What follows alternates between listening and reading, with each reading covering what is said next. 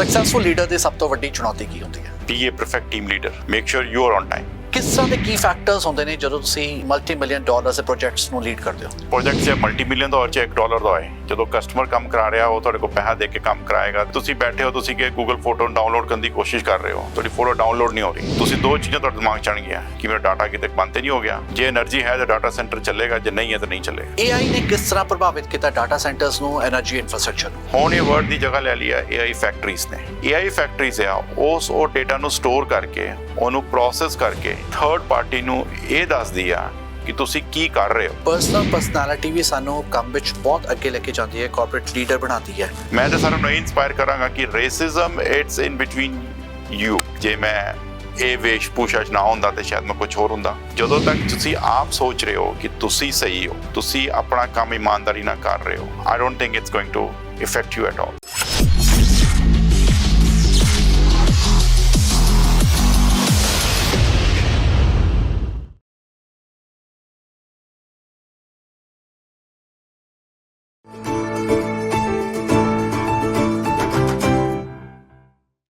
ਸਤਿ ਸ਼੍ਰੀ ਅਕਾਲ, ਨਮਸਕਾਰ, ਆਦਾਬ। ਮੈਂ ਹਾਂ Balwinder Singh Virmani. Programme Sikh high flyer ਵਿੱਚ ਇੱਕ ਵਾਰ ਫਿਰ ਤੁਹਾਡਾ ਬਹੁਤ ਸਵਾਗਤ ਹੈ। ਅੱਜ ਮੈਂ ਪਹੁੰਚਿਆ ਹੋਇਆ ਅਮਰੀਕਾ ਦੇ ਨਾਰਥ ਕੈਰੋਲਾਈਨਾ ਸਟੇਟ ਦੇ ਬੜੇ ਹੀ ਖੂਬਸੂਰਤ ਸ਼ਹਿਰ ਅਤੇ ਰਾਜਧਾਨੀ ਰਾਲੇ ਵਿੱਚ। ਉਂਝ ਤਾਂ ਸਾਡੀ ਕੋਸ਼ਿਸ਼ ਹੁੰਦੀ ਹੈ ਕਿ ਇਸ ਪ੍ਰੋਗਰਾਮ ਦੇ ਜ਼ਰੀਏ ਕੁਝ ਅਜਿਹੇ ਲੋਕਾਂ ਨੂੰ ਤੁਹਾਡੇ ਸਨਮੁਖ ਕੀਤਾ ਜਾਏ ਜਿਨ੍ਹਾਂ ਨੇ ਸਿੱਖੀ ਸਰੂਪ ਵਿੱਚ ਰਹਿੰਦਿਆਂ ਬਹੁਤ ਕੁਝ ਅਚੀਵ ਕੀਤਾ ਹੈ ਅਤੇ ਲਗਾਤਾਰ ਸਿੱਖੀ ਨੂੰ ਪ੍ਰਫੁੱਲਤ ਵੀ ਕਰ ਰਹੇ ਨੇ। ਉਂਝ ਤਾਂ ਸਾਡੇ ਨਾਲ ਇਸ ਪ੍ਰੋਗਰਾਮ ਵਿੱਚ ਐਂਟਰਪ੍ਰੈਨਿਓਰਸ ਜੁੜੇ ਨੇ, ਕਾਰਪੋਰੇਟ ਲੀਡਰਸ ਜੁੜੇ ਨੇ, ਡਾਕਟਰਸ, ਲਾਇਰਸ ਜੁੜੇ ਨੇ, ਪਰ ਅੱਜ ਵੀ ਸਾਡੇ ਨਾਲ ਇੱਕ ਅਜਿਹੇ ਸ਼ਖਸ ਜੁੜੇ ਹੋਏ ਨੇ ਜੋ ਕਿ ਇੱਕ ਕਾਰਪੋਰੇਟ ਵਰਲਡ ਨੂੰ ਤਾਂ ਬਹੁਤ ਚੰਗੀ ਤਰ੍ਹਾਂ ਜਾਣਦੇ ਨੇ, ਸਿੱਖੀ ਸਰੂਪ ਵਿੱਚ ਰਹਿੰਦਿਆਂ ਹੋਇਆਂ ਆਪਣੇ ਆਪ ਨੂੰ ਲਗਾਤਾਰ ਅੱਗੇ ਵਧਾ ਰਹੇ ਨੇ ਔਰ ਦੁਨੀਆ ਨੂੰ ਦੱਸ ਰਹੇ ਨੇ ਕਿ ਸਿੱਖ ਕਿਸੇ ਵੀ ਮੁਕਾਮ ਤੱਕ ਬਹੁਤ ਈਜ਼ੀਲੀ ਪਹੁੰਚ ਸਕਦਾ ਹੈ। ਕਈ ਚੁਣੌਤੀਆਂ ਜੇਕਰ ਸਾਹਮਣੇ ਵੀ ਆਉਣ ਤਾਂ ਚੁਣੌਤੀਆਂ ਨੂੰ ਦਰਪੇਸ਼ ਆਉਂਦਿਆਂ ਤੇ ਅੱਗੇ ਵਧਣ ਵਿੱਚ ਕੋਈ ਉਹਨੂੰ ਮੁਸ਼ਕਲ ਪੇਸ਼ ਨਹੀਂ ਆਉਂਦੀ। ਲਗਾਤਾਰ ਮੁਸ਼ਕਲਾਂ ਨੂੰ ਹੱਲ ਕਰਨ ਵਿੱਚ ਇਹ ਲੋਕ ਬਿਲੀਵ ਕਰਦੇ ਨੇ। ਜੀ ਹਾਂ, ਸਾਡੇ ਨਾਲ ਜੁੜੇ ਹੋਏ ਨੇ ਸਰਦਾਰ ਹਰਦੀਪ ਸਿੰਘ ਸੰਧੂ ਸਾਹਿਬ, ਜੋ ਕਿ ਲਿੰਕਸਨ ਕੰਪਨੀ ਦੇ ਵਿੱਚ ਡਾਇਰੈਕਟਰ ਵਜੋਂ ਸੇਲਸ ਐਂਡ ਮਾਰਕੀਟਿੰਗ ਦਾ ਰੁਤਬਾ ਸੰਭਾਲ ਰਹੇ ਨੇ। ਸੋ ਬਹੁਤ ਧੰਨਵਾਦ ਹਰਦੀਪ ਜੀ, ਬਹੁਤ ਸਵਾਗਤ, ਬਹੁਤ ਸ਼ੁਕਰੀਆ ਸਾਨੂੰ ਆਪਣਾ ਕੀਮਤੀ ਸਮਾਂ ਦੇਣ ਦੇ ਲਈ। ਸਤਿ ਸ਼੍ਰੀ ਅਕਾਲ ਜੀ। ਸਭ ਤੋਂ ਪਹਿਲੇ ਬਹੁਤ ਸ਼ੁਕਰੀਆ ਤੁਹਾਨੂੰ ਸਾਰਿਆਂ ਨੂੰ, ਬਲਵਿੰਦਰ ਸਿੰਘ ਫਰਮਾਨੀ ਸਾਹਿਬ, ਇਹ ਪਲੇਟਫਾਰਮ ਦੇਣ ਵਾਸਤੇ, ਅੱਜ ਮੈਨੂੰ ਇਸ ਜਗ੍ਹਾ ਬਿਠਾਉਣ ਵਾਸਤੇ ਜਿੱਥੇ ਮੈਂ ਆਪਣੇ ਆਪ ਨੂੰ ਐਕਸਪਲੇਨ ਕਰ ਸਕਾਂ ਕਿ ਮੈਂ ਕੀ ਹਾਂ, ਕਿੱਦਾਂ ਆਇਆ ਇੱਥੇ ਤੱਕ। ਤੋ ਬਹੁਤ ਸ਼ੁਕਰੀਆ ਤੁਹਾਡਾ ਇਹ ਪਲੇਟਫਾਰਮ ਦੇਣ ਵਾਸਤੇ। ਐਂਡ ਉਸ ਤੋਂ ਬਾਅਦ ਅੱਗੇ ਸਾਰੇ ਜਿੰਨੇ ਵੀ ਸਰੋਤਾ ਹੈ, ਜਿੰਨੇ ਵੀ ਦਰਸ਼ਕ ਹੈ, ਬਹੁਤ ਸ਼ੁਕਰੀਆ ਤੁਹਾਡਾ। ਤੁਸੀਂ ਇਹ ਵੀਡੀਓ ਵੇਖੋਗੇ ਜਦੋਂ ਵੀ, ਤੇ ਚੈਨਲ ਨੂੰ ਪ੍ਰਮੋਟ ਕਰੋ, ਸਾਨੂੰ ਪ੍ਰਮੋਟ ਕਰੋ, ਤੇ ਸਭ ਤੋਂ ਮੇਨ ਚੀਜ਼ ਸਿੱਖੀ ਨੂੰ ਪ੍ਰਮੋਟ ਕਰੋ। ਸੋ ਬਹੁਤ ਜ਼ਰੂਰੀ ਹੈ, ਕਿਉਂਕਿ ਅੱਜ ਸਿੱਖੀ ਨੂੰ ਪ੍ਰਮੋਟ ਕਰਨਾ ਤਾਂ ਬਹੁਤ ਜ਼ਰੂਰੀ ਹੈ।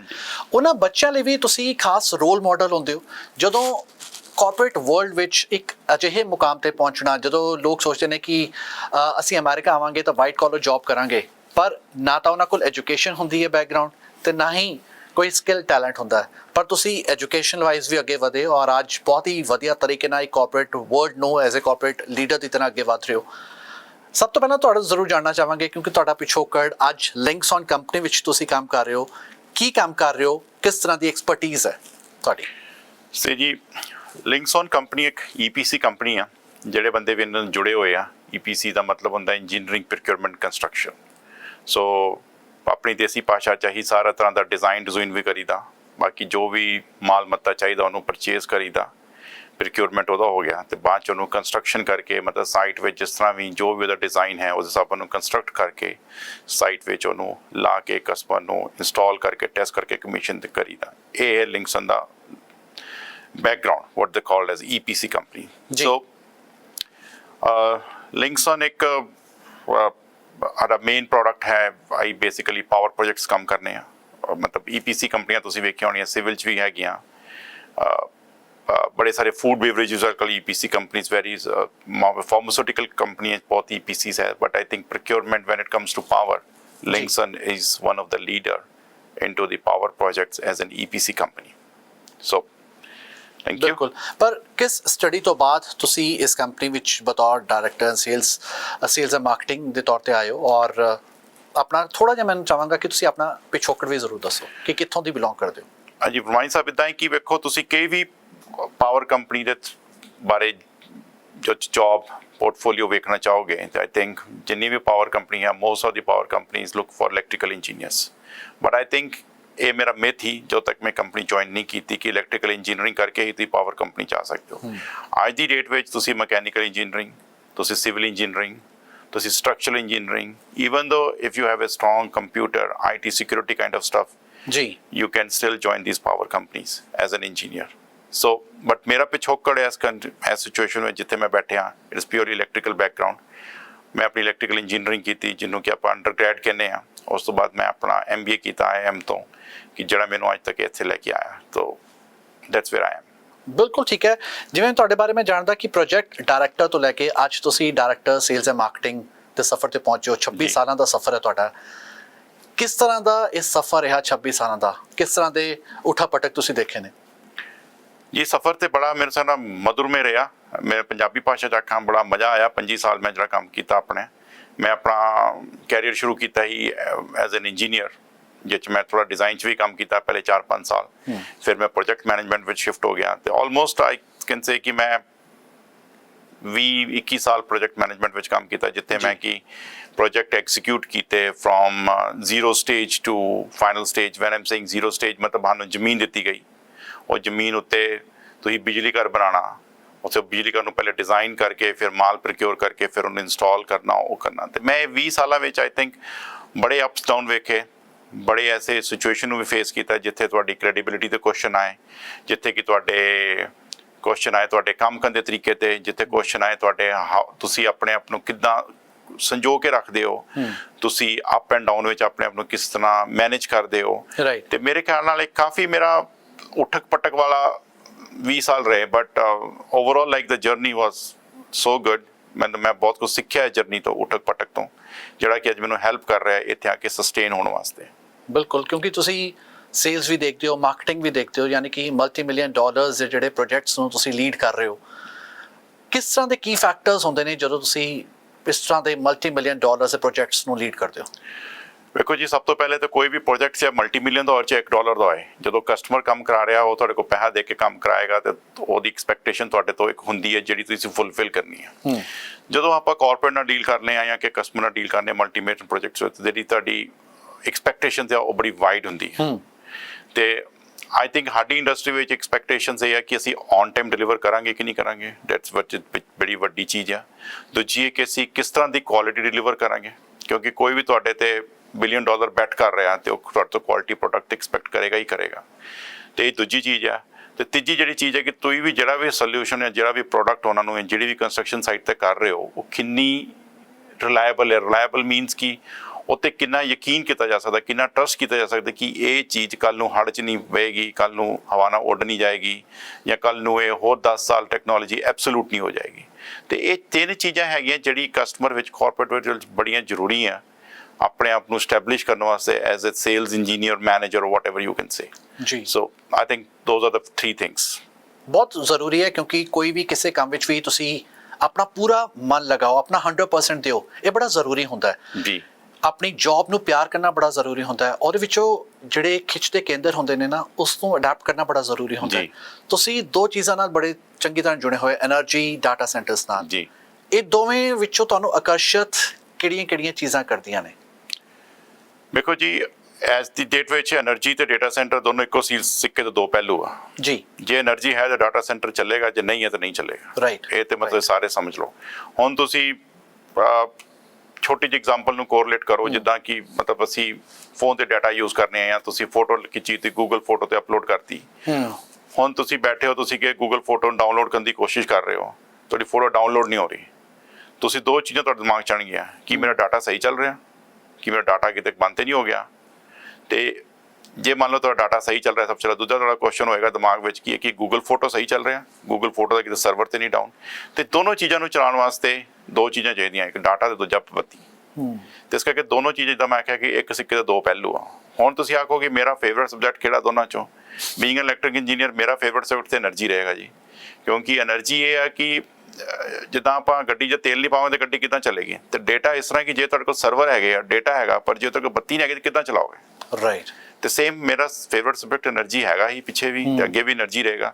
ਤੇ ਮੇਰੀ ਜਿਹੜੀ ਐਕਸਲ ਹੈ, ਮੈਂ ਮਤਲਬ ਆਈ ਥਿੰਕ ਫਿਊਚਰ ਵੀ ਮੇਰਾ ਇੱਥੇ ਹੀ ਫੋਕਸ ਰਹੇਗਾ ਤਾਂ ਕਿ ਆਪਾਂ ਇੰਡਸਟਰੀ ਨੂੰ ਸਰਵ ਕਰਦੇ ਰਹੀਏ ਤੇ ਇੰਡਸਟਰੀ ਨੂੰ ਜੋ ਵੀ ਦੀ ਡਿਮਾਂਡ ਹੈ ਉਹਨੂੰ ਮੀਟ ਕਰਦੇ ਰਹੀਏ ਤੇ ਆਪਾਂ ਵਧੇ, ਇੰਡਸਟਰੀ ਵਧੇ।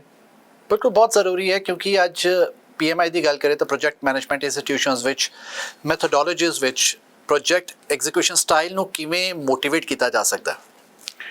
ਸੋ ਇਹ ਜਿਹੜੀ ਪ੍ਰੋਜੈਕਟ ਮੈਨੇਜਮੈਂਟ ਇੰਸਟੀਟਿਊਟ ਤੁਸੀਂ ਬੜਾ ਸਹੀ ਮੁੱਦਾ ਰੱਖਿਆ। ਜਦੋਂ ਆਪਾਂ ਇੱਕ ਇਲੈਕਟ੍ਰੀਕਲ ਇੰਜੀਨੀਅਰ ਆਪਾਂ ਕਰਨੇ ਆ ਜਾਂ ਮਕੈਨੀਕਲ ਇੰਜੀਨੀਅਰਿੰਗ ਕਰਨੇ ਆ, ਇਹ ਬੇਸਿਕਲੀ ਸਾਨੂੰ ਕੁਆਲੀਫਿਕੇਸ਼ਨ ਦਿੰਦੀ ਆ to do the engineering job. ਜੀ। ਜਦੋਂ ਆਪਾਂ ਪ੍ਰੋਜੈਕਟ ਮੈਨੇਜਮੈਂਟ ਚਾਹੁੰਦੇ ਆ, ਇਸ ਤਰ੍ਹਾਂ ਦੇ ਪ੍ਰੋਜੈਕਟ ਮੈਨੇਜਮੈਂਟ ਦੇ ਬੜੇ ਸਾਰੇ ਇੰਸਟੀਟਿਊਟਸ ਕੋਈ ਕੋਰਸਿਸ ਆਫਰ ਕਰ ਰਹੇ ਆ, ਪਰ ਕੋਈ ਐਸਾ ਗਲੋਬਲ ਪਲੇਟਫਾਰਮ ਤੇ ਕੋਈ ਐਸਾ ਕੋਰਸ ਆਫਰ ਨਹੀਂ ਕਰ ਰਿਹਾ ਜਿਹੜਾ ਕਿ ਪ੍ਰੋਜੈਕਟ ਮੈਨੇਜਮੈਂਟ ਮੈਥੋਡੋਲੋਜੀ ਨੂੰ ਅੰਡਰਸਟੈਂਡ ਦੀ ਹੈਲਪ ਕਰੇ ਐਟ ਦ ਗਲੋਬਲ ਲੈਵਲ। ਜਿਹੜਾ PMI ਇੰਸਟੀਟਿਊਟ ਆ, ਇਹ ਸਾਨੂੰ ਹੈਲਪ ਕਰਦਾ to understand the execution of the project at the global levels. ਜੀ ਜੀ। ਸੋ ਦੈਟਸ ਵਾਈ ਇਹ ਜਿਹੜਾ ਮੇਰੇ ਖਿਆਲ ਦਾ ਕੋਰਸ ਹੈ ਜਾਂ ਇਹਦਾ ਜੋ ਵੀ ਆਪਾਂ ਕਹਿ ਲਓ ਕਿ ਇਹਦੀ ਸਰਟੀਫਿਕੇਸ਼ਨ ਹੈ, ਇਹ ਇੱਕ ਇੰਡੀਵਿਜੂਅਲ ਨੂੰ ਬਹੁਤ ਹੈਲਪ ਕਰਦੀ ਹੈ to put his candidature at a global platform. So I think it's very much required for the upcoming project managers, and ਮੈਂ ਸਾਰਿਆਂ ਨੂੰ recommend ਕਰਾਂਗਾ ਜਿਹੜੇ ਵੀ ਲੋਕੀ ਹੈ, they should go for it, look for it, and they should get themselves registered and go for this course. ਬਹੁਤ ਜ਼ਰੂਰੀ ਹੈ, ਕਿਉਂਕਿ ਇੱਕ ਟੀਮ ਲੀਡਰ ਵਿੱਚ ਨਾ ਬਹੁਤ ਸਾਰੀਆਂ ਖੂਬੀਆਂ ਹੋਣੀਆਂ ਚਾਹੀਦੀਆਂ ਨੇ। ਹਾਂਜੀ। ਔਰ ਜਦੋਂ ਗੱਲ ਆਉਂਦੀ ਹੈ ਸੇਲਸ ਐਂਡ ਮਾਰਕੀਟਿੰਗ ਦੀ, ਕਿਉਂਕਿ ਪੂਰੀ ਕੰਪਨੀ ਦਾ ਦਾਰੋਮਦਾਰ ਸੇਲਸ ਔਰ ਮਾਰਕੀਟਿੰਗ ਦੇ ਉੱਤੇ ਹੀ ਹੁੰਦਾ। ਹਾਂਜੀ। ਇਹਨਾਂ ਮੋਢਿਆਂ ਤੇ ਬਹੁਤ ਸਾਰੀ ਰਿਸਪੌਂਸਿਬਿਲਿਟੀਜ਼ ਹੁੰਦੀਆਂ। ਇੱਕ ਟੀਮ ਲੀਡਰ ਵਜੋਂ ਤੁਸੀਂ ਕਿਵੇਂ ਆਪਣੇ ਆਪ ਨੂੰ ਦੇਖਦੇ ਹੋ ਔਰ ਕੀ ਕੁਆਲਿਟੀਜ਼ ਹੋਣੀਆਂ ਚਾਹੀਦੀਆਂ ਨੇ ਟੀਮ ਲੀਡਰ ਵਿੱਚ? ਵੇਖੋ ਜੀ, ਇੱਕ ਟੀਮ ਲੀਡਰ ਵੱਲੋਂ ਜਦੋਂ ਤੱਕ ਮੇਰਾ ਸਵਾਲ ਹੈ, ਮੈਂ ਤੇ ਆਪਣੇ ਆਪ ਨੂੰ ਇਸ ਤਰ੍ਹਾਂ ਦੇਖਣਾ ਕਿ ਜੇ ਮੇਰੀ ਟੀਮ ਮੇਰੇ ਤੋਂ ਖੁਸ਼ ਹੈ ਤੇ ਮੈਂ ਸਕਸੈਸਫੁਲ ਹਾਂ। ਹਾਂਜੀ। ਕਿਉਂਕਿ ਅਲਟੀਮੇਟਲੀ ਮੈਂ ਇੰਡੀਵਿਜੂਅਲ ਕੰਟਰੀਬਿਊਟਰ ਨਹੀਂ ਆ, ਮੇਰਾ ਕੰਟਰੀਬਿਊਸ਼ਨ ਡਿਪੈਂਡ ਕਰਦਾ ਪੂਰੀ ਟੀਮ ਤੋਂ। ਜਦੋਂ ਆਪਾਂ ਇੱਕ ਟੈਂਡਰ ਬਣਾਉਂਦੇ ਹਾਂ ਜਾਂ ਜਦੋਂ ਵੀ ਆਪਾਂ ਇੱਕ ਬਿਡ ਬਣਾਉਂਦੇ ਹਾਂ ਜਾਂ ਜੋ ਵੀ ਆਪਾਂ ਤੁਸੀਂ ਕਹਿ ਲਓ ਉਹਨੂੰ ਭਾਸ਼ਾ ਵਿੱਚ, ਉਹਦੇ ਅੰਦਰ ਇੱਕ ਬੰਦੇ ਦਾ ਯੋਗਦਾਨ ਨਹੀਂ ਹੁੰਦਾ, ਉਹਦੇ ਅੰਦਰ ਟੈਕਨੀਕਲ ਯੋਗਦਾਨ ਹੁੰਦਾ, ਉਹਦੇ ਅੰਦਰ ਤੁਹਾਡਾ ਸੇਲਸ ਦਾ ਯੋਗਦਾਨ ਹੁੰਦਾ, ਉਹਦੇ ਅੰਦਰ ਤੁਹਾਡਾ ਪ੍ਰੋਕਿਊਰਮੈਂਟ ਦਾ ਯੋਗਦਾਨ ਹੁੰਦਾ, ਤੁਹਾਡਾ HR ਹੈਲਪ ਕਰਦਾ ਤੁਹਾਨੂੰ ਪ੍ਰੋਪਰ ਬੰਦੇ, ਪ੍ਰੋਪਰ ਰਿਸੋਰਸ ਲਿਆਉਣ ਵਿੱਚ। ਤੇ ਇਹ ਸਾਰੀ ਟੀਮ ਹੈਲਪ ਕਰਕੇ ਹੀ ਇੱਕ ਬਿਡ ਬਣਦੀ ਆ। ਤੇ ਇਸ ਕਰਕੇ ਪੂਰੀ ਟੀਮ ਨੂੰ ਆਪਣੇ ਨਾਲ ਰੱਖ ਕੇ ਕੰਮ ਕਰਨਾ, ਮੋਟੀਵੇਟ ਕਰਨਾ time to time, there's always a plus। ਮਤਲਬ ਜ਼ਿੰਦਗੀ ਵਿੱਚ ਜਾਂ ਕੋਈ ਵੀ ਇੱਕ ਪ੍ਰੋਜੈਕਟ ਦੇ ਫੇਸ ਵਿੱਚ ਟਾਈਮ ਹੁੰਦਾ ਜਦੋਂ ਟੀਮ ਬੜੀ ਲੋ ਹੁੰਦੀ ਹੈ, ਜਿਹਨੂੰ ਆਪਾਂ ਕਹਿੰਦੇ ਹਾਂ ਸਟ੍ਰੋਮਿੰਗ ਟਾਈਮ। ਕੁਝ ਬੰਦੇ ਕੰਮ ਕਰਨਾ ਚਾਹੁੰਦੇ ਆ, ਕੁਝ ਨਹੀਂ ਕਰਦੇ because of various reasons. So ਉਸ time as a team leader ਮੇਰਾ ਇੱਕ ਰੋਲ ਬਣਦਾ ਕਿ ਮੈਂ ਟੀਮ ਨੂੰ ਮੋਟੀਵੇਟ ਕਰਾਂ ਔਰ ਟੀਮ ਨੂੰ ਐਸੀ ਜਗ੍ਹਾ ਤੇ ਲੈ ਕੇ ਆਵਾਂ ਜਿੱਥੇ ਕਿ ਟੀਮ ਇੱਕ ਪਰਫਾਰਮ ਕਰੇ ਤੇ ਆਪਾਂ ਨੂੰ at the end of the day ਇੱਕ ਪਰਫਾਰਮਿੰਗ ਟੀਮ ਦਾ ਨਾਮ ਦੇ ਕੇ ਅੱਗੇ ਲਿਆ ਸਕੀਏ, ਉਹ ਟੈਂਡਰ ਨੂੰ ਵਿਨ ਕਰ ਸਕੀਏ, ਕੰਪਨੀ ਵਾਸਤੇ ਬਿਜ਼ਨਸ ਲਿਆ ਸਕੀਏ। ਤਾਂ that's what I do now.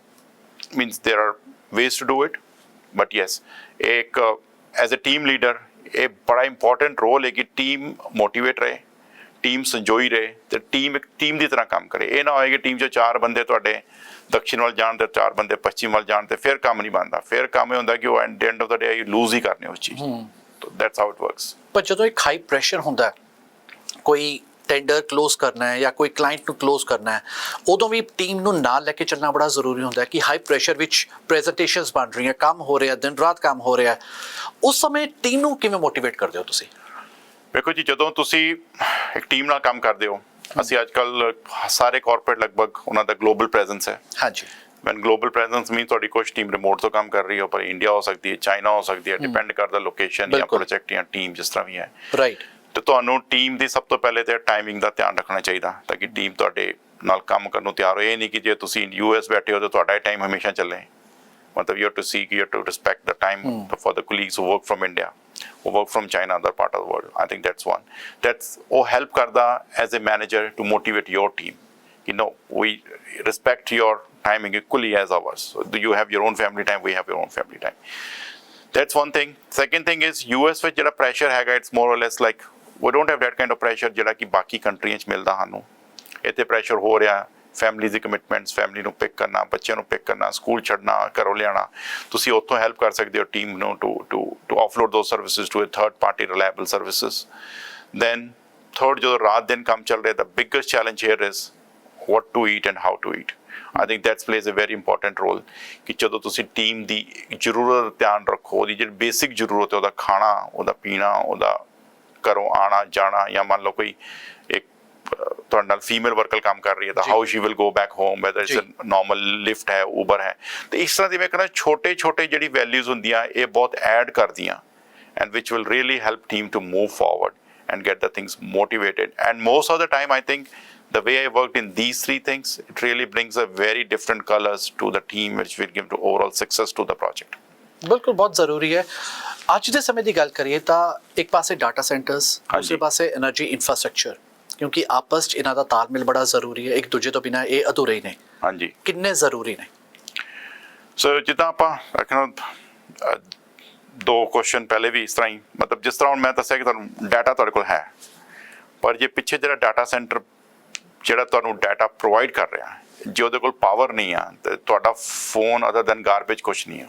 Right. ਤੁਸੀਂ ਹੁਣ ਐਗਜ਼ਾਮਪਲ ਲਾਓਗੇ, ਤੁਸੀਂ ਜਿੱਦਾਂ ਡਰਾਈਵ ਕਰ ਰਹੇ ਹੋ Washington DC to New York, and ਅੱਜ ਕੱਲ੍ਹ ਇੰਨੀ ਰੋਡਸ ਸਪੈਸ਼ਲੀ ਸਾਡੇ ਮਾਈਗ੍ਰੈਂਟਸ ਵਾਸਤੇ, ਸਾਨੂੰ ਇੱਥੇ ਦੀ ਸੜਕਾਂ ਦਾ ਉਹਨਾਂ ਨਹੀਂ ਪਤਾ। ਜਿਹੜੇ ਕੋਲ ਗੂਗਲ ਮੈਪ ਹੋਏ ਤੇ ਮੇਰੇ ਖਿਆਲ ਨਾਲ ਨਾ ਹੋਏ ਤੇ ਅਸੀਂ US ਵਿੱਚ ਡਰਾਈਵ ਹੀ ਨਹੀਂ ਕਰ ਸਕਦੇ। ਮੇਰੇ ਹਿਸਾਬ ਨਾਲ ਇਹ ਮੇਰਾ ਸੋਚ ਹੈ, ਕਿਉਂਕਿ ਨਾ ਤੇ ਤੁਹਾਨੂੰ ਕੋਈ ਭੰਡਾਰੀ ਦੀ ਹੱਟੀ, ਹਾਂ ਭੰਡਾਰੀ ਦੀ ਹੱਟੀ ਲੱਭਦੀ, ਨਾ ਉਹਨੂੰ ਕੁਛ ਹੋਰ ਲੱਭਦਾ, ਤੇ ਕੋਈ ਸਾਡੇ ਕੋਲ ਲੈਂਡਮਾਰਕ ਨਹੀਂ ਹੈਗਾ ਕਿ ਕਿੱਧਰੋਂ ਸੱਜੇ ਲੈਣਾ ਕਿੱਧਰੋਂ ਖੱਬੇ ਲੈਣਾ, ਤੇ ਦੂਜਾ ਹਾਈਵੇ ਸਪੀਡਸ ਵਗੈਰਾ ਨਹੀਂ ਜ਼ਿਆਦਾ।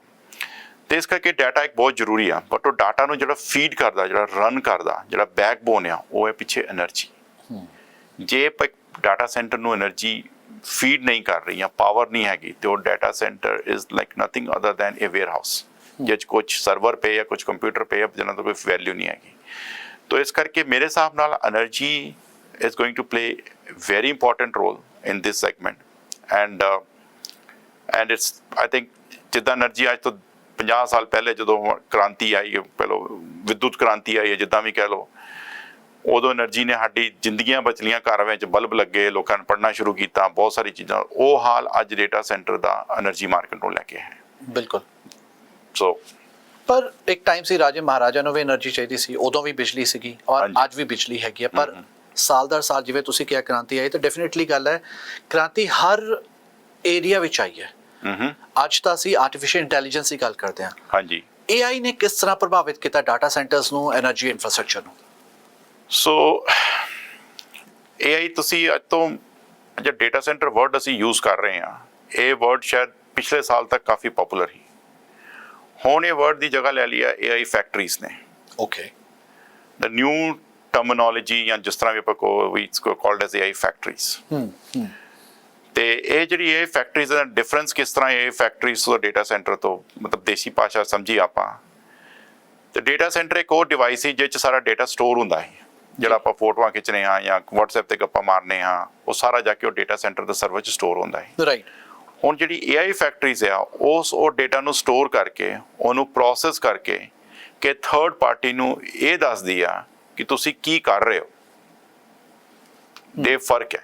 ਜਦੋਂ ਇਹ ਪ੍ਰੋਸੈਸ ਕਰਨ ਦੇ ਜਿੰਨੀ ਵੀ ਚਿਪਸ ਲੱਗਦੀਆਂ ਜਾਂ ਮਸ਼ੀਨਰੀ ਲੱਗਦੀ, ਉਹਦੇ ਵਾਸਤੇ ਜੋ ਵੀ ਪਾਵਰ ਹੁੰਦੀ ਆ, ਉਹ ਪਾਵਰ ਕੰਜ਼ੰਪਸ਼ਨ ਬਹੁਤ ਹਾਈ ਆ ਜੀ। ਮਤਲਬ ਤੁਸੀਂ ਇਹ ਮੋਟਾ ਲਾਓ ਕਿ ਜੇ 1 ਗੀਗਾਬਾਈਟ ਡੇਟਾ ਸੈਂਟਰ ਨੂੰ ਯੂਜ਼ ਕਰਨ ਵਾਸਤੇ ਅਸੀਂ ਇੱਕ ਛੋਟੀ ਜੀ for example 0.05 megawatt power use ਕਰਨੇ ਹਾਂ, ਹੁਣ ਉਸੇ ਡੇਟਾ ਨੂੰ ਪ੍ਰੋਸੈਸ ਕਰਨ ਵਾਸਤੇ AI ਜਿਹੜੀ ਪਾਵਰ ਯੂਜ਼ ਕਰਦੀ ਹੈ ਉਹ 1 ਮੈਗਾਵਾਟ ਆ, ਤੇ ਕਿੱਥੇ 0.05 ਤੋਂ 1 ਮੈਗਾਵਾਟ ਹੋ ਗਈ, ਵਿਚ is almost 99.95% more than the power which is being used.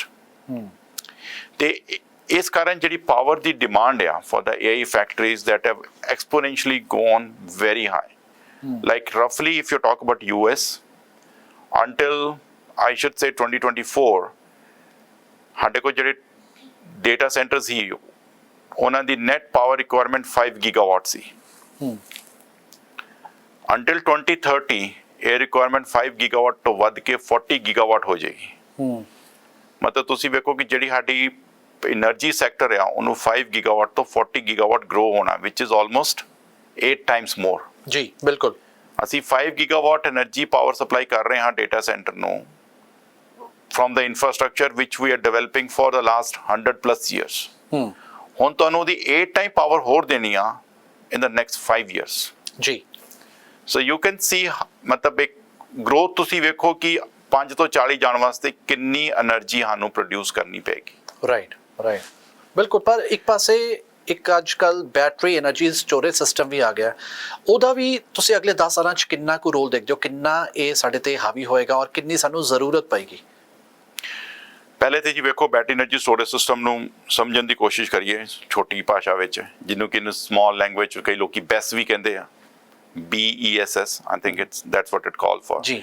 ਸੋ ਬੈਸ ਕੀ ਹੈ? ਇੱਕ ਜਿੱਦਾਂ ਆਪਾਂ ਸ਼ਾਇਦ ਪੰਜਾਬ ਵਿੱਚ ਇੰਡੀਆ ਵਿੱਚ ਹਰ ਕਿਸੇ ਨੇ ਇਨਵਰਟਰ ਵੇਖਿਆ, ਰਾਈਟ। ਜਿਹ 'ਚ ਇੱਕ ਛੋਟੀ ਬੈਟਰੀ ਹੁੰਦੀ ਹੈ, ਇੱਕ ਛੋਟਾ ਇਨਵਰਟਰ ਡੱਬਾ ਹੁੰਦਾ, ਇੱਕ ਵੱਡਾ ਇਨਵਰਟਰ ਹੈ। ਜਿੱਥੇ ਇੱਕ ਬੈਟਰੀ ਨਹੀਂ ਲੱਗੀ, ਹਜ਼ਾਰਾਂ ਬੈਟਰੀ ਲੱਗੀਆਂ। ਰਾਈਟ।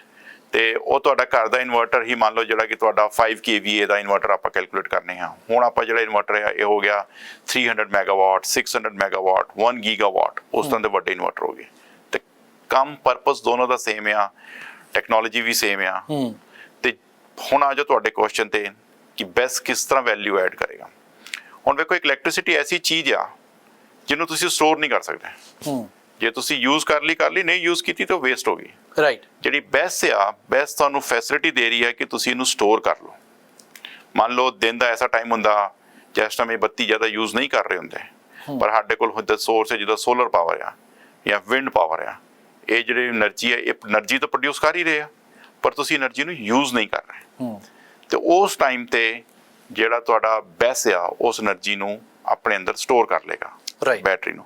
ਹੁਣ ਰਾਤੀ ਜਦੋਂ ਤੁਸੀਂ ਜਾ ਕੇ ਗਰਮੀਆਂ 'ਚ AC ਲਾਇਆ ਜਾਂ ਸਰਦੀਆਂ 'ਚ ਹੀਟਰ ਲਾਇਆ, ਤਾਂ ਉਹ ਤੁਹਾਡੀ ਪਾਵਰ ਦੀ ਕੰਜ਼ੰਪਸ਼ਨ ਵੱਧ ਗਈ, ਤੇ ਉਦੋਂ ਜਿਹੜਾ ਬੈਸਟ ਸਿਸਟਮ ਹੈ ਉਹ ਪਾਵਰ ਤੁਹਾਨੂੰ ਉਹ ਵਾਪਸ ਦੇ ਦੇਗਾ। ਤੇ ਤੁਹਾਡੇ ਗ੍ਰਿਡ ਤੇ ਅਨਨੈਸੈਸਰਲੀ ਜ਼ਿਆਦਾ ਲੋਡ ਨਹੀਂ ਪਿਆ, ਤੇ ਤੁਹਾਨੂੰ ਪਾਵਰ ਵੀ ਮਿਲ ਗਈ, ਤੇ ਤੁਹਾਡੀ ਪਾਵਰ ਵੇਸਟ ਵੀ ਨਹੀਂ ਹੋਈ। ਇਹ ਆ ਬੈਸਟ ਸਿਸਟਮ।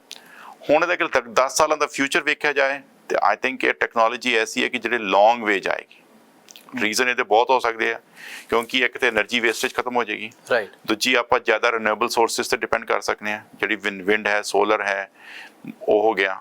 ਤੀਜੀ ਆਪਾਂ ਇਹਨੂੰ ਆਪਾਂ ਮੋਰਲੈਸ ਪਾਵਰ ਨੂੰ ਆਪਾਂ ਇੱਕ ਐਸੇ ਲੈਵਲ ਤੇ ਜਾ ਕੇ ਯੂਜ਼ ਕਰ ਸਕਦੇ ਹਾਂ ਜਿੱਥੇ ਆਪਾਂ ਇਹਨੂੰ ਨੈਸ਼ਨਲ ਲੈਵਲ ਤੇ ਆਪਾਂ ਯੂਜ਼ ਕਰ। ਮੰਨ ਲਓ ਤੁਹਾਡਾ ਕੱਲ ਨੂੰ ਗ੍ਰਿਡ ਡਾਊਨ ਹੋ ਗਿਆ, ਗ੍ਰਿਡ ਡਾਊਨ ਹੋਣ ਤੋਂ ਗ੍ਰਿਡ ਨੂੰ ਸਟਾਰਟਅਪ ਵਾਸਤੇ ਪਾਵਰ ਚਾਹੀਦੀ ਆ। ਬਿਲਕੁਲ।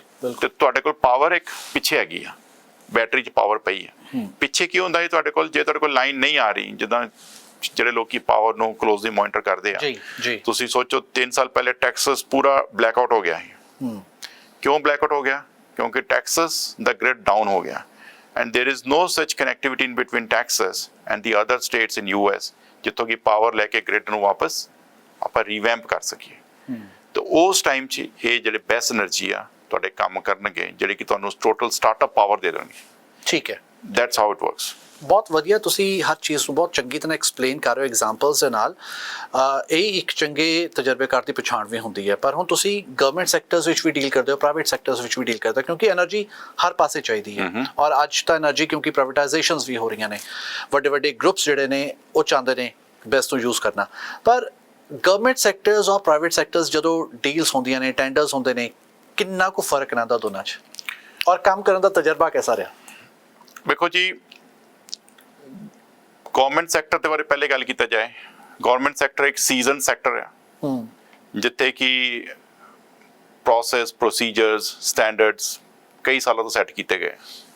They have a set mindset ਕਿ ਆਪਾਂ ਹਰ ਕੰਮ ਨੂੰ ਇਸ ਤਰ੍ਹਾਂ ਹੀ ਕਰਨਾ, ਤੇ ਉਸ ਮਾਈਂਡਸੈਟ ਨੂੰ ਤੋੜਨਾ ਜਾਂ ਉਹ ਪੈਨੀਟ੍ਰੇਟ ਕਰਨਾ ਜਾਂ ਕੋਈ ਸ਼ਾਰਟਕਟ ਕਰਨਾ ਟਫ ਹੁੰਦਾ। ਰਾਈਟ।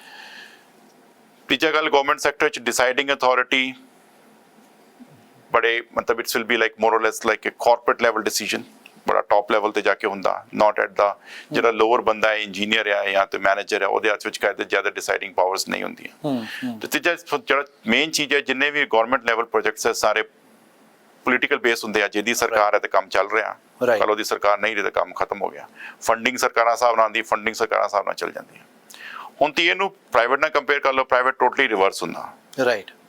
ਮਤਲਬ ਤੁਹਾਡੀ ਫੰਡਿੰਗ ਸਾਰੀ ਪ੍ਰਾਈਵੇਟ ਇਕੁਇਟੀ ਤੋਂ ਆ ਰਹੀ ਹੈ, ਤੁਹਾਡੇ ਪ੍ਰਾਈਵੇਟ ਇਨਵੈਸਟਰਸ ਹੈ ਜਿਹੜੇ ਫੰਡ ਕਰ ਰਹੇ ਆ, ਉਹ ਕਿਸੇ ਪ੍ਰੋਜੈਕਟ ਵਾਸਤੇ 6-7 ਸਾਲ ਵੇਟ ਨਹੀਂ ਕਰਦੇ। ਉਹਨਾਂ ਵਾਸਤੇ ਹੁੰਦਾ ਪ੍ਰੋਜੈਕਟ 2 ਸਾਲ 'ਚ ਐਗਜ਼ੀਕਿਊਟ ਹੋਏ, ਸਾਨੂੰ ਰੈਵਨਿਊ ਮਿਲੇ, ਸਾਡਾ ਰੈਵਨਿਊ ਜਨਰੇਟ ਹੋਣਾ ਸ਼ੁਰੂ ਹੋਏ, ਸਾਡਾ ਰਿਟਰਨ ਆਫ ਇਨਵੈਸਟਮੈਂਟ ਆਏ, ਵਿਲ ਗੋ ਫਾਰਵਰਡ।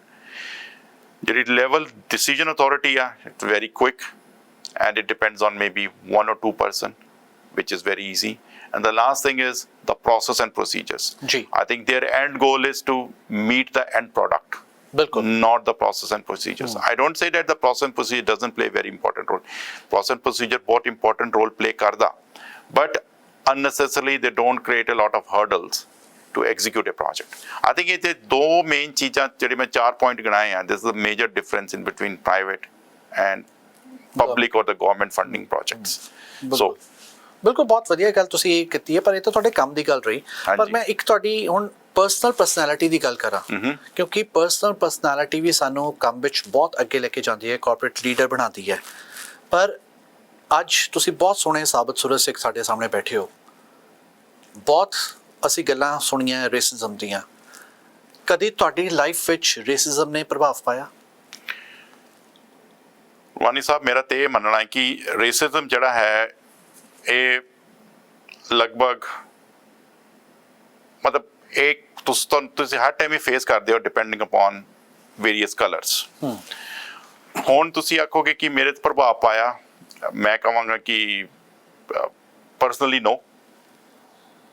ਪਰਸਨਲੀ ਮੈਨੂੰ ਕੋਈ ਫਰਕ ਨਹੀਂ ਪੈਂਦਾ ਮੇਰੇ ਬਾਰੇ ਕੋਈ ਕੀ ਸੋਚੇ ਕੋਈ ਨਾ ਸੋਚੇ ਜੀ, but professionally I think yes it some time ਮੈਨੂੰ ਇਸ ਤਰ੍ਹਾਂ ਲੱਗਿਆ ਕਿ ਜੇ ਮੈਂ ਇਹ ਵੇਸ਼ ਭੂਸ਼ਾ ਨਾ ਹੁੰਦਾ ਤੇ ਸ਼ਾਇਦ ਮੈਂ ਕੁਝ ਹੋਰ ਹੁੰਦਾ, ਬਟ ਅਗੇਨ ਉਹ ਮੇਰੀ ਸੋਚ ਹੀ। ਬਟ ਮੈਂ ਤਾਂ ਸਾਰਿਆਂ ਨੂੰ ਇਹ ਇੰਸਪਾਇਰ ਕਰਾਂਗਾ ਕਿ racism it's in between you. ਜਦੋਂ ਤੱਕ ਤੁਸੀਂ ਆਪ ਸੋਚ ਰਹੇ ਹੋ ਕਿ ਤੁਸੀਂ ਸਹੀ ਹੋ, ਤੁਸੀਂ ਆਪਣਾ ਕੰਮ ਇਮਾਨਦਾਰੀ ਨਾਲ ਕਰ ਰਹੇ ਹੋ, ਤੁਸੀਂ ਆਪਣੇ ਕੰਮ ਦੇ ਪ੍ਰਤੀ ਕਮਿਟਡ ਹੋ, ਤੁਸੀਂ ਆਪਣੇ ਕੰਮ ਦੇ ਪ੍ਰਤੀ ਇਮਾਨਦਾਰ ਹੋ, I don't think it's going to affect you at all. ਬੰਦੇ ਜਾਂ ਉੱਪਰ ਜੋ ਕੋਈ ਵੀ ਕੀ ਵੀ ਸੋਚੇ, ਮੇਰੇ ਖਿਆਲ ਨਾਲ ਕੋਈ ਫਰਕ ਨਹੀਂ ਪੈਂਦਾ। ਮੇਰੇ ਕੋਲ ਐਸੇ ਐਗਜ਼ਾਮਪਲਸ ਵੀ ਹੈ ਜਿੱਥੇ ਕਿ ਇੱਕ ਮੇਰੇ ਕੋਲੀਗ ਜਿਨ੍ਹਾਂ ਨੇ ਪੱਗ ਰੱਖੀ ਸਿਰ ਤੇ ਅੱਜ ਦੀ ਡੇਟ 'ਚ ਮੈਨੇਜਿੰਗ ਡਾਇਰੈਕਟਰ ਹੈ ਕੰਪਨੀ ਦੇ ਇਨ ਮਲੇਸ਼ੀਆ। ਤਾਂ ਮੇਰੇ ਹਿਸਾਬ ਨਾਲ ਇਹ ਸਾਰਾ ਕੁਝ ਤੁਹਾਡੇ ਉੱਤੇ ਡਿਪੈਂਡ ਕਰਦਾ ਹੈ, how you going to compose yourself, how you going to handle those kind of situations. And ਮੈਂ ਕਿਹਨੂੰ ਇਹ ਨਹੀਂ ਡਿਸਕਰੇਜ ਕਰਾਂਗਾ ਕਿ ਪੱਗ ਰੱਖ ਕੇ you going to face racism, no. ਮੈਂ ਇਹ ਵੀ ਸਿਚੁਏਸ਼ਨ ਵੇਖੀਆਂ ਜਿੱਥੇ ਪੱਗ ਨੂੰ ਮਤਲਬ ਲੋਕਾਂ ਨੇ ਸਲੂਟ ਵੀ ਮਾਰੇ ਆ, ਨਾਟ ਇਨ ਇੰਡੀਆ, ਇੰਡੀਆ ਤੋਂ ਬਾਹਰ ਲੋਕੀ ਆ ਕੇ ਤੁਹਾਡੇ ਨਾਲ ਸਪੈਸ਼ਲ ਹੱਥ ਮਿਲਾ ਕੇ ਜਾਂਦੇ ਆ ਕਿ ਬਈ ਤੁਸੀਂ ਸਿੱਖ ਹੋ, we respect Sikhism, and credit goes to lot of people ਜਿਨ੍ਹਾਂ ਨੇ ਕੀ ਬਾਕੀ ਲੋਕਾਂ ਨੂੰ ਪਤਾ, ਕਿਉਂਕਿ ਤੁਸੀਂ ਅਲੱਗ-ਅਲੱਗ ਥਾਵਾਂ ਤੇ ਜਾ ਕੇ ਕਾਨਫਰੰਸਿਸ ਨੂੰ ਹੈਂਡਲ ਕਰਦੇ ਹੋ, ਸੈਮੀਨਾਰਸ ਵਿੱਚ ਪਾਰਟਿਸਿਪੇਟ ਕਰਦੇ ਹੋ, ਗਵਰਨਮੈਂਟਸ ਆਫੀਸ਼ੀਅਲਸ ਨਾਲ ਮਿਲਦੇ ਹੋ, ਉਹਨਾਂ ਨੂੰ ਪਤਾ ਹੁੰਦਾ ਹੈ ਕਿ ਸਿੱਖ ਕੌਣ ਨੇ, ਜਾਂ ਲੋਕੀ ਆ ਕੇ ਪੁੱਛਦੇ ਨੇ ਕਿ ਇਹ ਕਿਸ ਤਰ੍ਹਾਂ ਦਾ ਤੁਸੀਂ, ਇਹ ਕੀ ਹੈ ਸਿਰ ਤੇ, ਇਹਦਾ ਮਤਲਬ ਕੀ ਹੈ? ਨਹੀਂ ਜੀ, ਮੇਰੇ ਹਿਸਾਬ ਨਾਲ ਅੱਜ ਦੀ ਡੇਟ ਵਿੱਚ 90% ਲੋਕਾਂ ਨੂੰ ਪਤਾ ਹੈ ਕਿ ਸਿੱਖ ਕੌਣ ਹੈ। ਠੀਕ ਹੈ। ਆਈ ਥਿੰਕ ਸਿੱਖਾਂ ਦੀ ਵਿਜ਼ਿਬਿਲਿਟੀ ਇੰਨੀ ਹੈ ਕਿ ਬੰਦਿਆਂ ਨੂੰ ਪਤਾ ਕਿ ਬੰਦੇ ਦੀ ਇਹ ਪੱਗ ਦੀ ਕੀ ਵੈਲਿਊ ਤੇ ਪੱਗ ਦੀ ਕੀ ਅਹਿਮੀਅਤ ਉਹਦੇ ਵਾਸਤੇ। ਸਭ ਤੋਂ ਪਹਿਲੀ ਗੱਲ ਤੁਹਾਡੀ ਪੱਗ ਆਉਂਦੀ ਉੱਪਰ। ਦੂਜੀ ਗੱਲ ਇਹਨਾਂ ਲੋਕਾਂ ਨੂੰ ਇਹ ਵੀ ਪਤਾ ਹੈ ਕਿ ਸਿੱਖੀ ਦਾ ਮੂਲ ਬੇਸ ਕੀ ਹੈ ਇਸ ਰਿਲੀਜਨ ਦਾ, ਸੋਸ਼ਲ ਗਾਈਡਲਾਈਨਸ ਕੀ ਆ, how they follow it, how they well knitted community is. And ਜਿਹੜਾ ਥਰਡ ਮੇਨ ਰੀਜ਼ਨ ਹੈ ਜਿਹੜਾ ਮੇਰੇ ਖਿਆਲ ਨਾਲ Sikhi so with our social cause, our ਅਸੀਂ ਜੋ ਆਪਣੀ ਕਮਿਊਨਿਟੀ ਨੂੰ ਦਿੰਦੇ ਹਾਂ, ਆਈ ਕਮਿਊਨਿਟੀ ਆਪਣੀ ਕਮਿਊਨਿਟੀ ਨੂੰ ਜਾਂ ਆਪਾਂ ਦੂਜੀ ਕਮਿਊਨਿਟੀ ਦਿੰਦੇ, ਜਦੋਂ ਵੀ ਕਿਤੇ ਹੜ੍ਹ ਆਉਂਦੇ ਆ ਜਾਂ ਜਿੱਥੋਂ ਕਮਿਊਨਿਟੀ ਨੈਟ ਹੋ ਕੇ ਇੱਕ ਦੂਜੇ ਨਾਲ ਹੱਥ ਮਿਲਾ ਕੇ ਖੜੀ ਹੁੰਦੀ ਆ, ਉਸਨੇ ਇੱਕ ਕਮਿਊਨਿਟੀ ਨੂੰ ਇੱਕ ਅਲੱਗ ਜਗ੍ਹਾ ਤੇ ਪਹਿਚਾਣ ਦਿੱਤੀ ਜੀ ਜੀ। ਤੇ ਇਹ ਮੇਰੇ ਖਿਆਲ ਨਾਲ ਬਹੁਤ ਵੱਡੀ ਗੱਲ ਆ। ਤੇ ਮੈਨੂੰ ਤੇ ਹੁਣ ਮਤਲਬ ਮੈਂ ਤੁਹਾਨੂੰ ਦੱਸਾਂ ਕਿ ਮੈਂ ਜਦੋਂ ਕਾਨਫਰੰਸਿਸ ਤੇ ਜਾਣਾ, people love to click pictures me only because of my turban, which is, you know, really an honor to me. Maybe they want to show somebody at back home that how Sikh looks like, but I feel that is an honor to me as a Sikh. ਬਹੁਤ ਜ਼ਰੂਰੀ ਹੈ, ਕਿਉਂਕਿ ਅੱਜ ਵੱਖ-ਵੱਖ ਤਰੀਕਿਆਂ ਨਾਲ ਸਿੱਖ organisations, ਗੁਰਦੁਆਰੇ ਸਾਹਿਬਾਨ ਸਿੱਖੀ ਨੂੰ ਪ੍ਰਫੁੱਲਤ ਕਰਨ ਲਈ ਵੱਖ-ਵੱਖ ਕਦਮ ਚੁੱਕ ਰਹੇ ਨੇ, ਔਰ ਅੱਜ ਸੋਸ਼ਲ ਮੀਡੀਆ ਦਾ ਜ਼ਮਾਨਾ ਹੈ। ਸਾਨੂੰ ਕਿਸ ਤਰ੍ਹਾਂ ਦੇ ਹੋਰ ਕਦਮ ਚੁੱਕਣੇ ਚਾਹੀਦੇ ਨੇ ਤਾਂ ਜੋ ਬੱਚੇ, ਤਾਂ ਜੋ ਸਾਡੇ ਗ੍ਰੰਥੀ ਸਾਹਿਬਾਨ ਸਿੱਖੀ ਨੂੰ ਹੋਰ ਪ੍ਰਫੁੱਲਤ ਕਰ ਸਕਣ? ਮੇਰੇ ਹਿਸਾਬ ਨਾਲ ਸਾਡਾ ਜਿਹੜਾ, ਮੈਂ ਜੇ ਹੁਣ ਗੁਰਦੁਆਰਾ ਇੰਸਟੀਚਿਊਟ ਵੇਖਾਂ ਜਾਂ ਬਾਕੀ ਜੋ ਕਹਾਂ, ਸਾਡਾ ਬਹੁਤ ਸਾਰਾ ਟਾਈਮ ਅਸੀਂ ਆਪਣੇ ਗੁਰਦੁਆਰਿਆਂ ਵਿੱਚ ਆਪਣੀ ਬਾਣੀ ਵੱਲ ਦਿੰਦੇ ਹਾਂ, ਜਿਹੜਾ ਕਿ ਬਹੁਤ ਚੰਗੀ ਗੱਲ ਹੈ, ਕਿਉਂਕਿ ਸਾਡੀ ਸਿੱਖੀ ਦਾ ਮੂਲ ਮੰਤਰ ਹੀ ਸਾਡਾ ਬਾਣੀ ਆ, ਉਹ ਸਾਡੇ ਜੜ੍ਹਿਆਂ ਨੂੰ ਚੜ੍ਹੇ ਜਾਣਾ ਚਾਹੀਦਾ।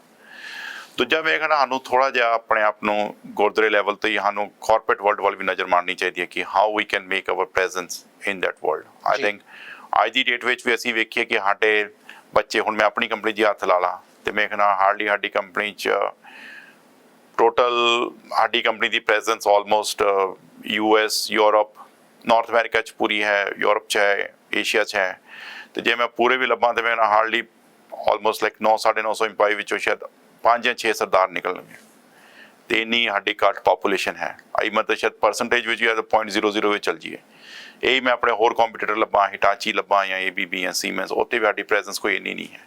ਤੇ ਆਈ ਥਿੰਕ ਇਨ ਗੁਰਦੁਆਰਾ ਜਿੱਥੇ ਕਮਿਊਨਿਟੀ ਮੀਟ ਕਰਦੀ, ਜਿੱਥੇ ਸਾਡੀ ਸੋਸ਼ਲ ਗੈਦਰਿੰਗ ਹੁੰਦੀ ਆ, ਸਾਨੂੰ ਇੱਕ ਫੇਅਰ ਹੋ ਗਿਆ ਜਾਂ ਐਜੂਕੇਸ਼ਨ ਫੇਅਰ ਹੋ ਗਿਆ ਜਾਂ ਕੋਈ ਕਹਿ ਲਓ ਕਿ ਜੌਬ ਫੇਅਰ ਹੋ ਗਿਆ ਜਾਂ ਇੰਟਰਨਸ਼ਿਪ ਫੇਅਰ ਹੋ ਗਿਆ ਜੀ, ਇਸ ਤਰ੍ਹਾਂ ਦਾ ਕਰਨਾ ਚਾਹੀਦਾ ਲਾ ਕੇ ਉੱਥੇ, ਤਾਂ ਕਿ ਜਿੱਥੇ ਆਪਾਂ ਆਪਣੇ ਸਟੂਡੈਂਟਸ ਨੂੰ, ਆਪਣੇ ਬੱਚਿਆਂ ਨੂੰ ਬੋਲੀਏ ਕਿ ਹਾਂ ਮੇਰੀ ਕੰਪਨੀ 'ਚ ਇੰਟਰਨਸ਼ਿਪ ਹੈਗੀ ਹੈ, ਕਮ ਐਂਡ ਜੁਆਇਨ ਅਸ, ਤਾਂ ਕਿ ਉਹ ਬੱਚੇ ਆਣ ਵੇਖਣ ਕਿ ਆ ਵੀ ਇੱਕ ਸਟਰੀਮ ਹੈਗੀ ਆ other than this being an IT engineer or something else.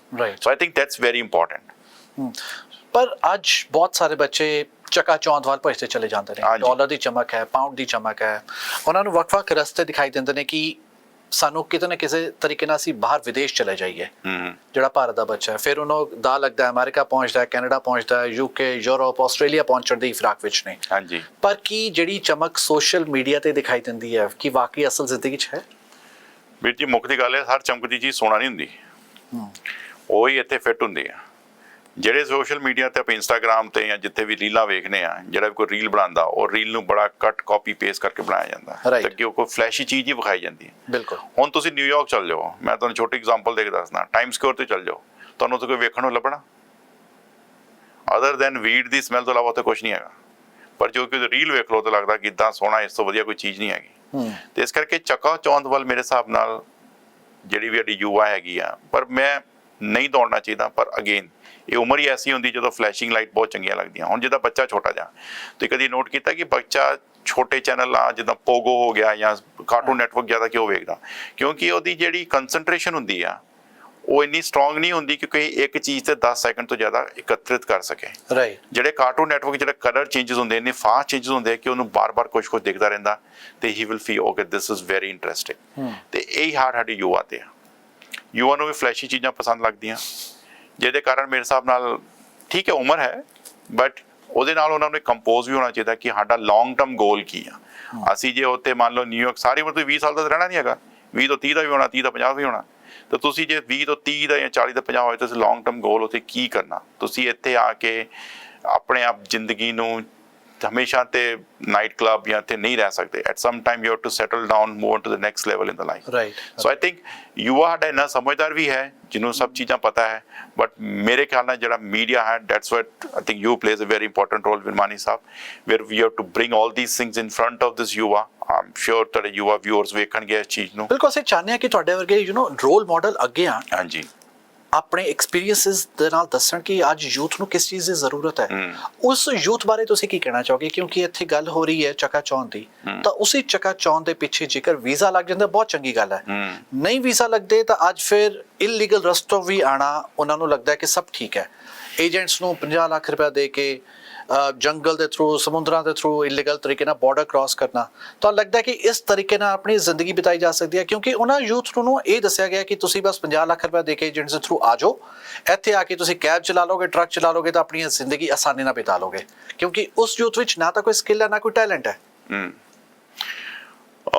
ਬੜਾ ਸਹੀ ਮੁੱਦਾ ਛੇੜਿਆ ਤੇ ਵਿਰਮਾਨੀ ਸਾਹਿਬ। ਇਹ ਜਿਹੜਾ ਹੈਗਾ ਸਾਡਾ ਯੂਥ ਜਿਹੜਾ ਅੱਜ ਕੱਲ੍ਹ ਹੈ, ਖਾਸ ਕਰ ਪੰਜਾਬ ਵਿੱਚ, ਕਿ 50 ਲੱਖ 60 ਲੱਖ ਕਰੋੜ ਤੱਕ ਵੀ ਰਿਸ਼ਤੇ ਰੇਟ ਚੱਲ ਜਾਂਦਾ, ਡਿਪੈਂਡਿੰਗ ਅਪਨ ਕਿਹੜਾ ਏਜੰਟ ਤੁਸੀਂ ਫੜਿਆ। ਹਾਂਜੀ, ਤੁਸੀਂ ਇੱਥੇ 2 ਨੰਬਰ 'ਚ ਆਉਣਾ, ਜਾਂ ਇੱਥੇ ਕਿ ਹੋਰ ਵੀ ਕੰਟਰੀ ਲਾ ਲਓ, ਚਾਹੇ ਕੈਨੇਡਾ ਲਾ ਲਓ, ਚਾਹੇ ਆਸਟ੍ਰੇਲੀਆ ਲਾ ਲਓ, ਨਿਊਜ਼ੀਲੈਂਡ ਲਾ ਲਓ, ਜਿੰਨੀ ਵੈਸਟਰਨ ਕੰਟਰੀਜ਼ ਹੈ, ਮੇਰੇ ਖਿਆਲ ਨਾਲ ਇੱਕ ਕੋਈ ਵੀ ਅੱਛਾ ਡਿਸੀਜਨ ਨਹੀਂ ਹੈਗਾ, ਨਾ ਤੇ ਉਹ ਬੱਚੇ ਦਾ ਤੇ ਨਾ ਉਹ ਪੇਰੈਂਟਸ ਆ ਜਿਹੜੇ ਬੱਚੇ ਨੂੰ ਸਪੋਰਟ ਕਰ ਰਹੇ। ਰਾਈਟ। ਰੀਜ਼ਨਸ ਮੈਂ ਤਾਂ 3 ਦੇਵਾਂਗਾ। ਸਭ ਤੋਂ ਪਹਿਲੀ ਗੱਲ ਕਿ ਜ਼ਿੰਦਗੀ ਨਾ ਤਾਂ ਸੌਖੀ ਹੈ ਇੱਥੇ, ਨਾ ਸੌਖੀ ਹੈ ਉੱਥੇ।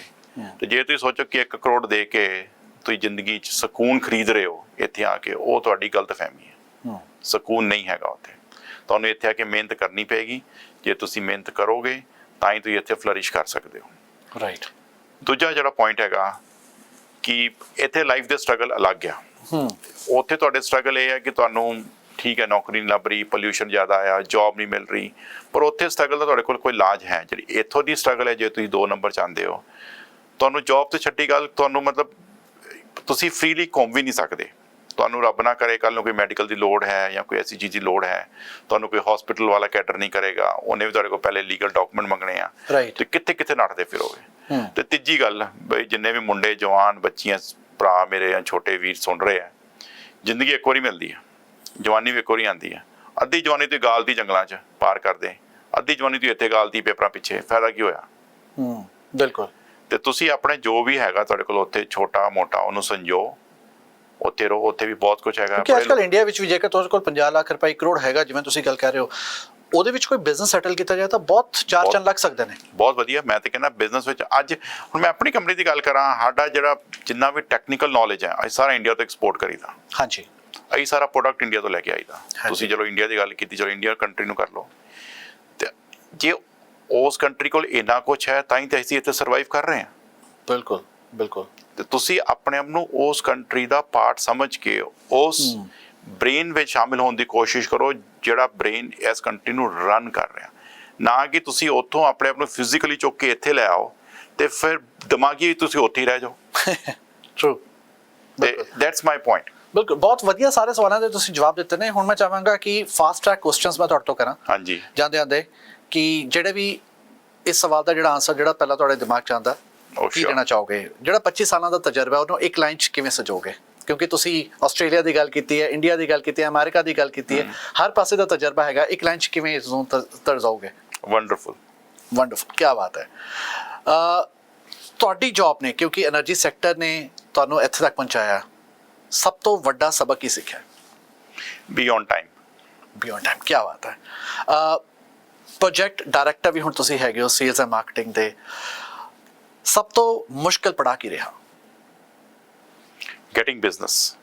ਗੈਟਿੰਗ ਬਿਜ਼ਨਸ, ਕਿਉਂਕਿ ਬਿਲਕੁਲ ਜ਼ਰੂਰੀ ਹੈ। ਸਕਸੈਸਫੁਲ ਲੀਡਰ ਦੀ ਸਭ ਤੋਂ ਵੱਡੀ ਚੁਣੌਤੀ ਕੀ ਹੁੰਦੀ ਹੈ? Be a perfect team leader. ਔਰ quality? Make sure you are on time. ਕੀ ਬਾਤ ਹੈ। ਤੁਸੀਂ ਟਾਈਮ ਤੇ ਰਹੋਗੇ ਤਾਂ ਟੀਮ ਤੁਹਾਡੇ ਟਾਈਮ ਤੇ ਆਏਗੀ। ਠੀਕ ਹੈ। ਇਸ ਤੋਂ ਇਲਾਵਾ ਡੀਲ ਕਲੋਜ਼ ਕਰਨ ਦਾ ਗੋਲਡਨ ਰੂਲ ਕੀ ਹੈ? ਕਿਉਂਕਿ ਤੁਸੀਂ ਸੇਲਸ ਮਾਰਕੀਟਿੰਗ ਨੂੰ ਬਹੁਤ ਚੰਗੀ ਤਰ੍ਹਾਂ ਪਰਖਦੇ ਹੋ। Make customer happy. Customer happy, ਕੀ ਬਾਤ ਹੈ।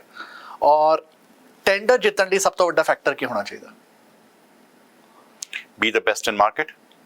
ਕੀ ਬਾਤ ਹੈ। ਹਰ ਸਵਾਲ ਦਾ ਪੂਰਾ ਜਵਾਬ ਹੈ, ਕਿਉਂਕਿ ਇਸ ਨੂੰ ਕਹਿੰਦੇ ਨੇ ਕਿ ਅਸਲ ਡਾਇਰੈਕਟਰ ਜਿਸ ਨੂੰ ਸੇਲਸ ਬਾਰੇ ਵੀ ਪਤਾ, ਮਾਰਕੀਟਿੰਗ ਬਾਰੇ ਵੀ ਪਤਾ। ਸੋ ਬਹੁਤ ਬਹੁਤ ਸ਼ੁਕਰੀਆ ਹਰਦੀਪ ਜੀ ਸਾਡੇ ਨਾਲ ਗੱਲਬਾਤ ਕਰਨ ਦੇ ਲਈ। ਜਾਂਦੇ ਜਾਂਦੇ ਨੌਜਵਾਨਾਂ ਲਈ ਕੀ ਸੁਨੇਹਾ ਦੇਣਾ ਚਾਹੋਗੇ?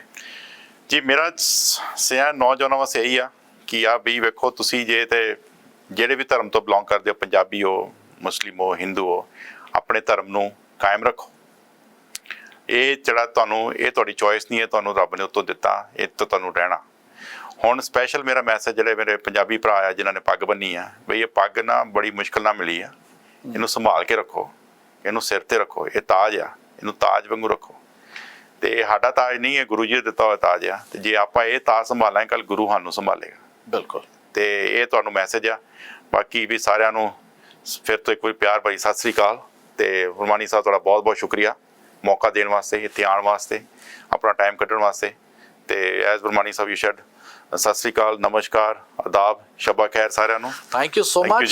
ਸੋ ਇਹ ਸਨ ਸਰਦਾਰ ਹਰਦੀਪ ਸਿੰਘ ਸੰਧੂ ਸਾਹਿਬ, ਜੋ ਕਿ ਬਹੁਤ ਹੀ ਸਰਲ ਤਰੀਕੇ ਨਾਲ ਇਹਨਾਂ ਨੇ ਹਰ ਚੀਜ਼ ਨੂੰ ਦੱਸਣ ਦੀ ਕੋਸ਼ਿਸ਼ ਕੀਤੀ ਹੈ ਕਿ ਕਿਸ ਤਰ੍ਹਾਂ ਅੱਜ ਕਾਰਪੋਰੇਟ ਵਰਲਡ ਵਿੱਚ ਅਸੀਂ ਆਪਣੀ ਇੱਕ ਥਾਂ ਬਣਾ ਸਕਦੇ ਹਾਂ, ਔਰ ਬਹੁਤ ਆਸਾਨੀ ਨਾਲ ਬਣਾ ਸਕਦੇ ਹਾਂ।